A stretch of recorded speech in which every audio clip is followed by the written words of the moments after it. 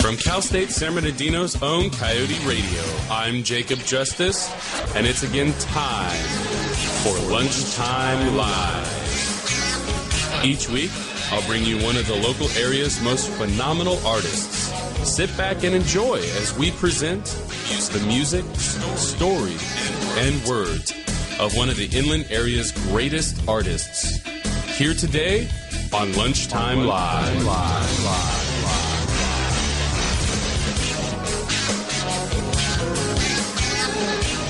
Welcome back to yet another edition of Lunchtime Live, coming to you from the campus of California State University, San Bernardino. Today, our in-studio guests joining us are the band Stillwinter, hailing from Yucaipa, California. Without further ado, here is your host, Coyote Radio Music Director, Jacob Justus. Jacob. And hello, everybody out there. Thank you, Lacey, for the welcome. Today, we've got a treat for you. We've got Stillwinter here in studio. They are on the heels of, if you like, or nearly on the heels of a CD release. And we're going to hear some of their thoughts, some of their words about the music, and definitely some of the music that these guys are putting out. And so I want to welcome you guys. Hello, we've got Alfonso, Cameron, Andrew, and Richie. We are going to actually jump in, take a quick break. We have a quick technical issue to work out, and then we'll be right back.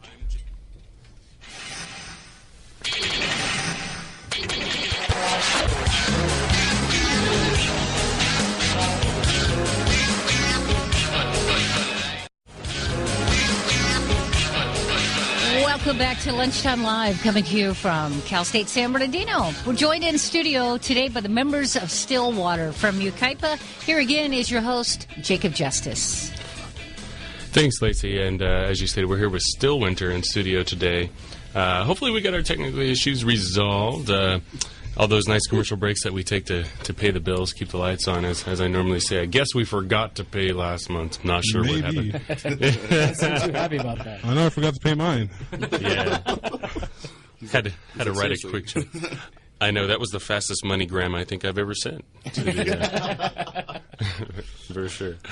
So as I was saying before, let's just jump right back into it. We have Stillwinter here, and we got Richie, Andrew, Cameron, and Alfonso in studio today. And we're going to be talking about their CD release. Is actually going to be released today, and that is called A Rose for Autumn's Fall. And we're going to be hearing some music from that album and talking about what it took to produce that in studio and the creative process in general. So thanks, guys. Thanks for coming today. Thanks for making it. Oh, no problem. Thanks for having us. Cool. Absolutely. Off the bat, what is the name Stillwinter? How did that arise?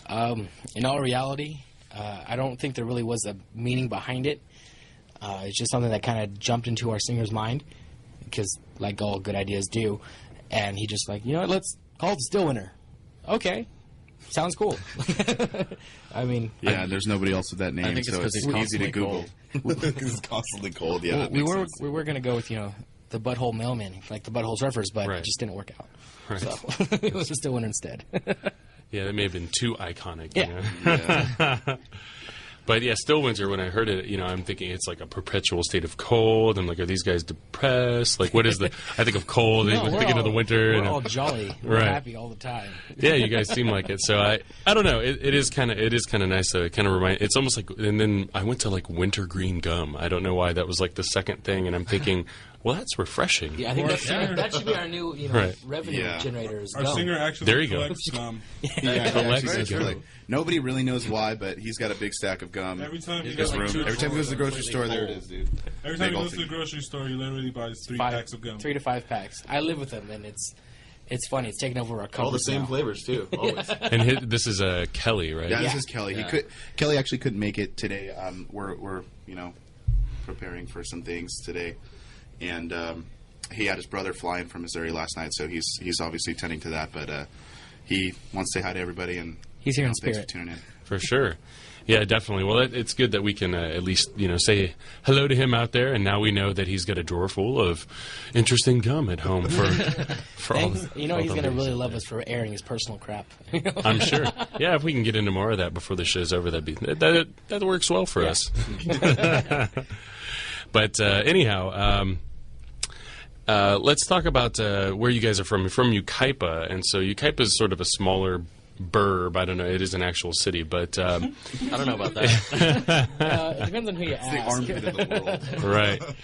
Well, I didn't want to go there with it, but We're actually scattered from everywhere. I mean, Alonzo's from Riverside, Richie's from Moreno, I'm from Chino, and Cameron's from Chino now in Yucaipa. Yeah, me and Kelly are the ones. It's actually the headquarters is at our house in Yucaipa, and everyone just kind of comes there, and that's where we do basically everything.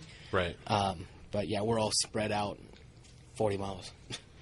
Well, for sure, it's great that you guys can get together and put together the kind of music that that you're able to. And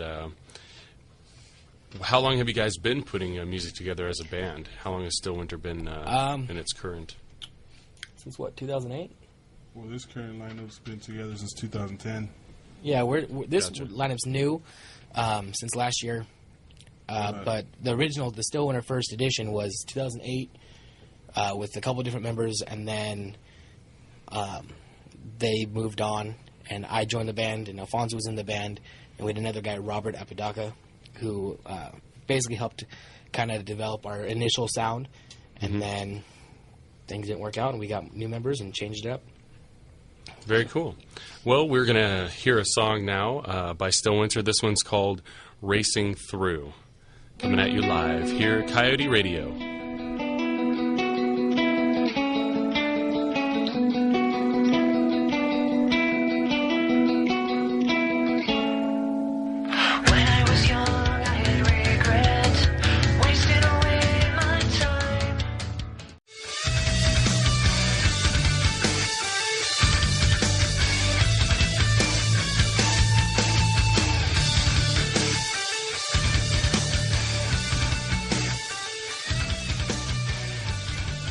And we are in studio today with Stillwinter. I'm Jacob Justus, and you're listening to Lunchtime Live here on Coyote Radio.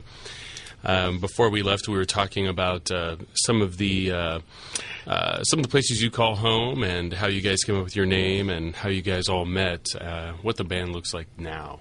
It sounds like there's been some transitioning since the band was originally formed a few years ago here now, and so now we have this incarnation, I guess I should say, that is the current set. And how long have you guys been playing shows with this set of people? Is it new music that you have written since bringing on the new band members, or is it the same set, maybe modified, and how's that working? Yeah, well, they had like an initial CD that was written, and so a lot of changes have been made. Like there's been extensive rewrites, and that's what came up with the current sound right now. But as far as shows, I mean, we're just gearing up for some shows right now. I mean, we've been solidly working on a record for 7 months. So I mean, that's been our focus. Yeah, we've been locked in the studio since like the end of September. Nice. So that is a good chunk of time. Definitely. Yeah. We're now in May, right? Yeah. Right? Yeah, I don't even It's know. like, are we still May? Yeah. And that doesn't count all the time included for writing, which was about a year of just writing music and trying to come up with things. So it's a long process. So. Yeah, definitely. We're going to take a quick break and try to make sure we, pay the man, pay the electric bill, so we can avoid further complication. You're listening to Coyote Radio. This is Lunchtime Live.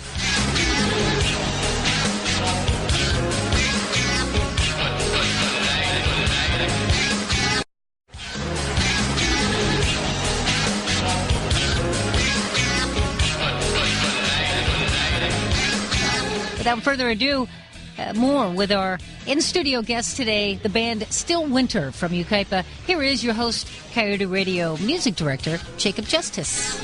Thank you, Lacey. And as she mentioned, we're in studio today with Stillwinter, hearing a little bit about the album they're releasing, A Rose for Autumn's Fall, and getting familiar, getting comfortable here. We're going to kick up our feet, and we're going to chat a little bit about how this process works. So what are some of the bands that you guys typically are booking shows with these days? Do you have bands that you regularly try to get on the bill for? Oh, you do. Actually, I don't Madonna? think. Yeah, Madonna, we played right? Madonna a lot. For sure. Lady Gaga? On Rock Band. No, right, Rufio. you know, right now, I mean, we're playing with Rufio. We just played with Strung Out. Like bands like that. I mean, we're trying to gear ourselves with bands that are, you know, obviously like style, the same genre. I mean, we're totally open to mixed genre, but I mean, it just works out better for everyone if everything's kind of like the same style. Definitely, yes. And I imagine now that you're releasing this album, you guys are going to be playing a lot of shows to support that, you know, this new music that you guys are putting out there. Yeah, definitely. Yeah, it's gonna be hitting the ground running. Absolutely, I think that's the way to do it, to get behind it and let people hear what you're doing. So what are some of the coolest or most fun venues that you've had the opportunity to play at? Well, we did a show a couple years ago for A.B. Miller High School, and it was in front of like 3,000 kids. And the coolest thing about it is we got up there and they all started booing because they didn't know who we were.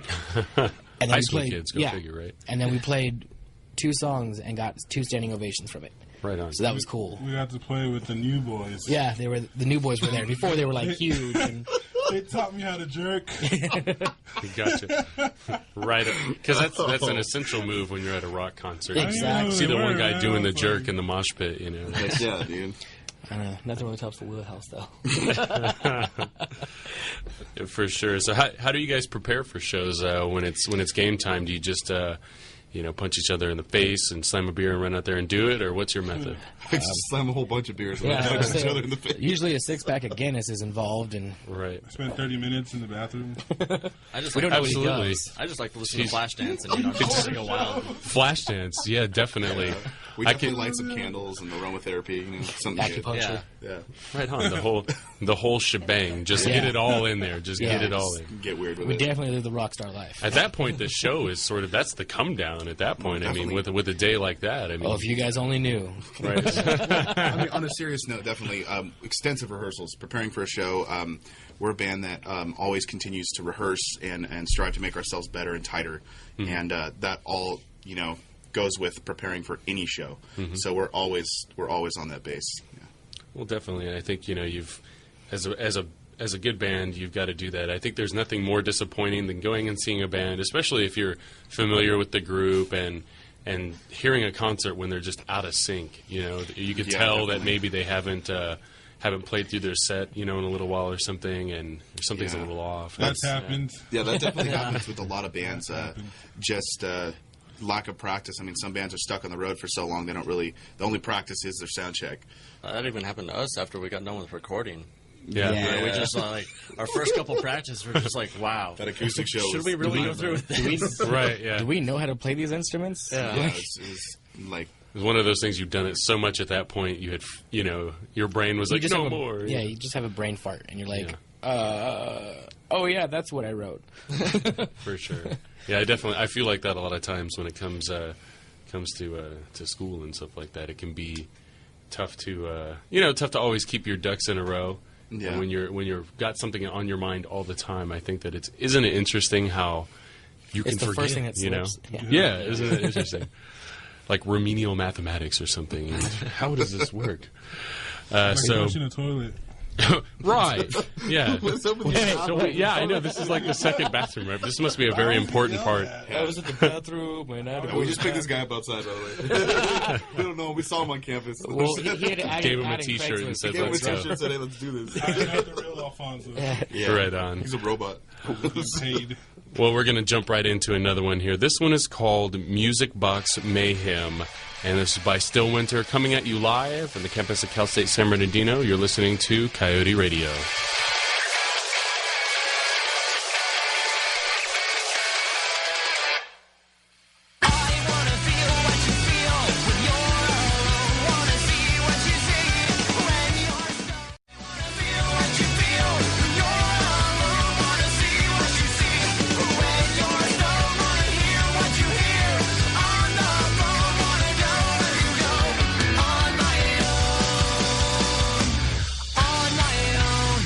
Well, I don't know about you out there in Radioland, but I'm pretty pumped after that one. Pretty good stuff, guys. Way to go. Yeah, it's very well produced. You can definitely say that for you guys. Even if people don't like your message or they don't like the lyrics, they couldn't say that it didn't come across well on the recording, for Yeah, it sure. doesn't sound like crap. Yeah. It's very nice, very good. And on that note, I understand that you guys worked with some pretty big name producers. We got Sean Sullivan, who's produced albums for the Mars Volta, Real Big Fish, Bleeding Through, and you worked also in another studio under the production and direction of John Vestman, who's worked with artists like Sting and Hole. I remember them way back in the day, and then Something Corporate. So tell me a little bit about that process and what you guys were able to learn from that experience, not only from the producers, but just that time in studio. Well, there's actually a lot of things that we learned from Sean, like that we weren't really up to par to be in the recording studio. Yeah. Right.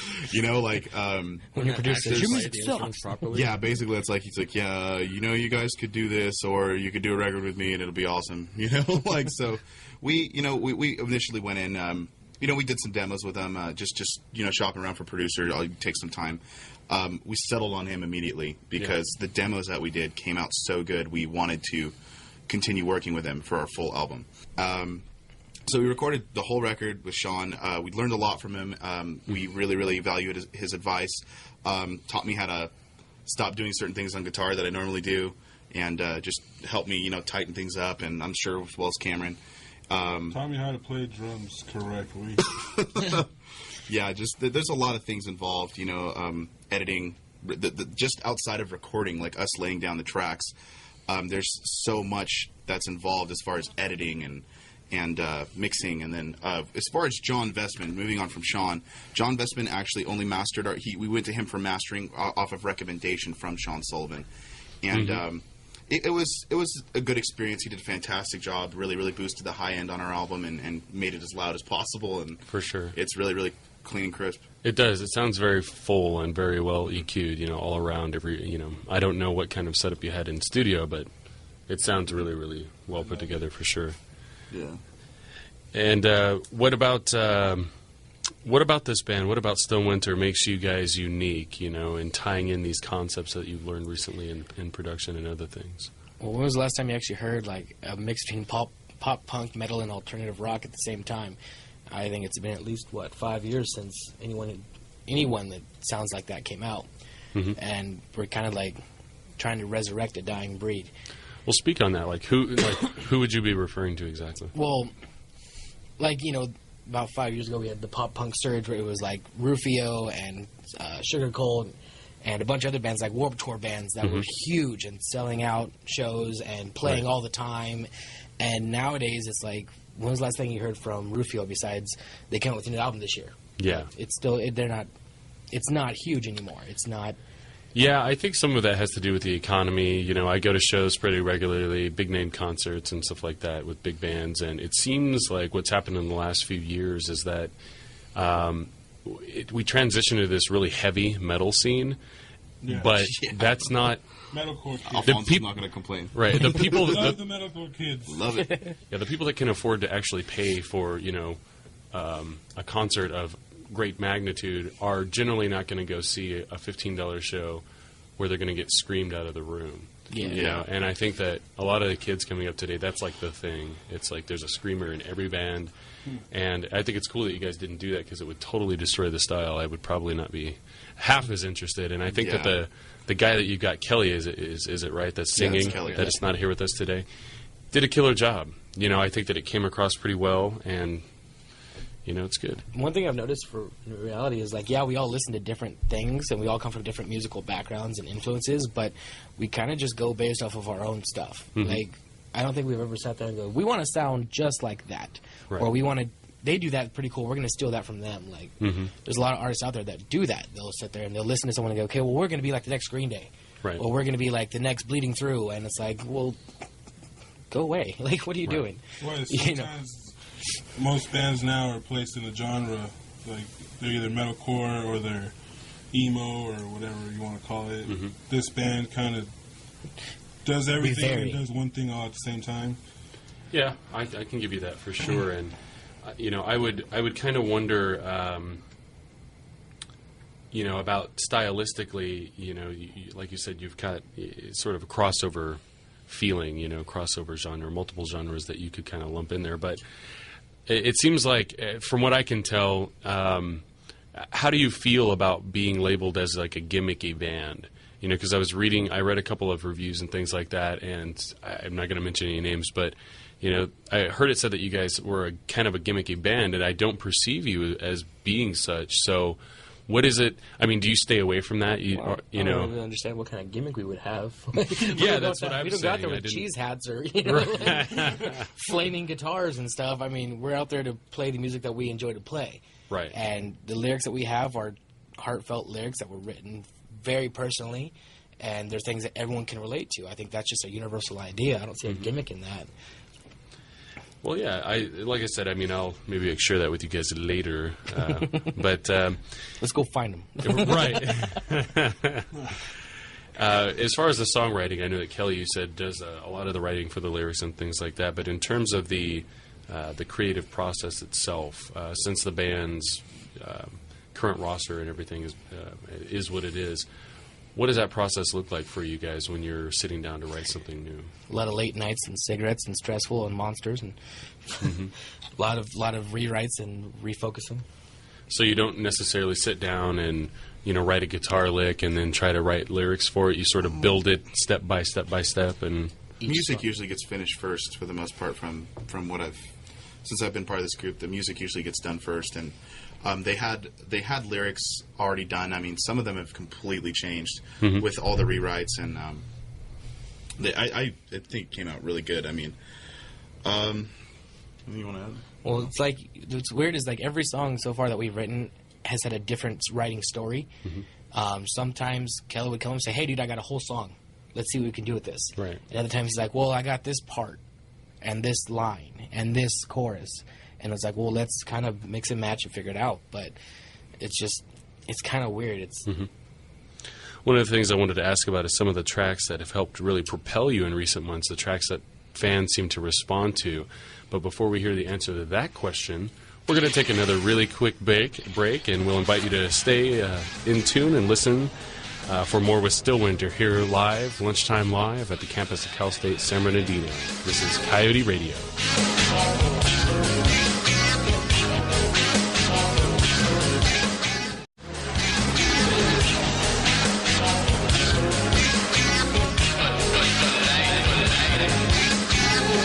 All right, and here we are.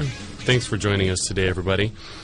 Before we went to break, we were talking with the band, and I was asking you guys, what are the tracks that people seem to respond to? I'm sure you've got some new ones on this album, A Rose for Autumn's Fall, that you're releasing, and so let's hear a little bit about that. What gets people out of the seats, gets them moving around? A lot of people like the song that we have, the first song you played, Racing Through. Mm-hmm. A lot of people like that song, and we've been playing that song through all the incarnations, as you called it, of the band. So people show up and they all know the lyrics to that song. I was say, you guys had that since 2001? So what's that? 2007. No, a little off there. No, that was the band was pre-embryonic in 2001. Yeah, we weren't even not yet existing. conceived. No, it was Valentine that you guys had. but the song was still there. Right? Yeah, the feeling. But yeah, that song is a very popular song. Yeah, definitely, and and listening to the music that I have that you guys gave me, it's a very cohesive sort of feel to it, and it's one of those albums that I feel like you can sit down and kind of play through. It doesn't lose you. Sometimes you're listening to an album and there's just that one song. It's kind of like a thorn. You're like, what? Oh, okay, yeah. Hand moves up to the old disc player, Walkman, or 8-track, whatever you're rolling with these days, iPod. You've seen my car. I had. Yes. It must have been the brown Pinto that I was double parked. I parked in the grass up front.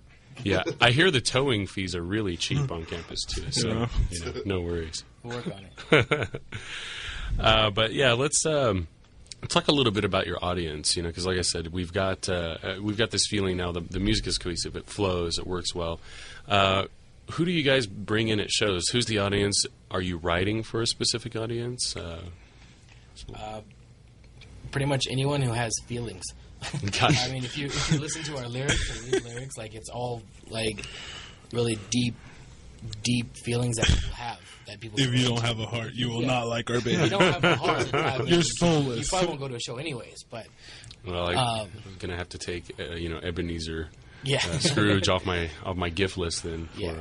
But I don't really think we have a target audience. So I think we just want to play for whoever wants As to many as possible. let us play for them. You know, For sure. whoever likes our band, thank you for the support. That's all. We don't have like, oh, we're just gonna play for 14-year-old little girls, you know, or we're gonna play for 25-year-old men.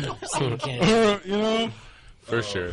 So you've seen everyone at shows from, I would imagine, you know, from kids to grandparents and things like that. You know, Yeah, everyone lots coming of out to happening. support. For sure. My grandparents, but Well, we're gonna My have to get grandparents them coming to our out. shows. Are you kidding They need me? to start coming out. Grandma, I want you at our show.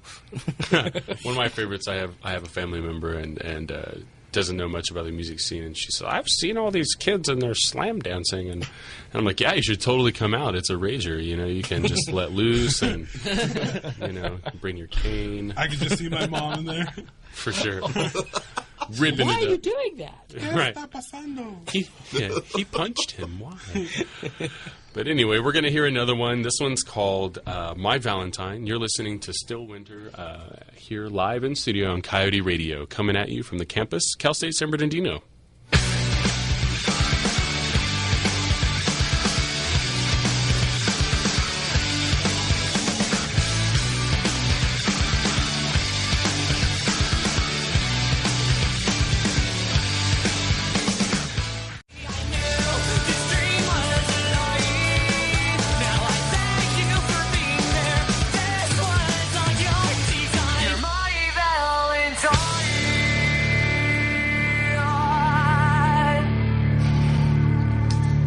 And that was My Valentine by Stillwinter. And you're listening to Coyote Radio. And we've got the guys in studio today. We're talking a little bit about the new album, A Rose for Autumn's Fall. And everything's going pretty good. Pretty good. Let me ask you guys, what are your greatest sources of inspiration when you're on stage, or when you're just feeling like, man, you know, I'm just really tired of this today? You know, I think everybody has those days. Like, what is it that like kicks you back into gear and You want to keeps just go down the Red Bull. Red Bull? I don't know about Red Bull. I'd say Nitro to go. firepower. Yeah, that's sure. mine. Just a vitamin B shot right in the butt. Just Yeah, boom. exactly. Yeah. Right. There's energy in it. Just give it to us. line? Go ahead, Alfonso. I have my son. Yeah. I'll say my son gives me that. Just look at him and I just want to do everything I can, you know? Yeah. Well, definitely. Play my best for him, I guess. I gotcha. For me, it's Def Leppard because the drummer has one arm and he still goes out there. If he can do that, I mean, I can sit there and play a guitar. For sure. And if you've heard the fills the guy does, you're like, what There's happened? pedals everywhere. Right. That's awesome. Yeah, that guy is pretty cool. Second, maybe only to like Neil Peart, you know, from that era. You Neil know, Peart just- is the greatest drummer alive. He destroys stuff. Yeah, what are you gonna do? I beg to differ. Right. Yeah, Alfonso clearly is the. Yes, Alfonso. Not even close. Well, what does success mean to you guys? How can other bands emulate your path or your progress in the music industry? boats and hoes. I can't believe you just said that, but all right. What does success mean? That's a really tough question, man. Yeah. That's a really tough question. It's probably the toughest thing that's been What was asked. the question? Like, do you? What does success mean to you, man? Providing for your family? Yeah. That's success. I I'm mean, just being happy doing what success. you're I mean, there's a able to lot do. of things that come with success. I mean, like just outside of music. I mean, just having a family, being financially stable. Right. I mean, As long as people enjoy what we do, Yeah. I'd pretty much say that's probably Success what is would a be big success for question. us. For sure. I don't know. I don't really care if people enjoy what we do. I think if I enjoy what I'm doing, Right. and I don't have to stress about what I'm doing, then it's pretty much successful right there.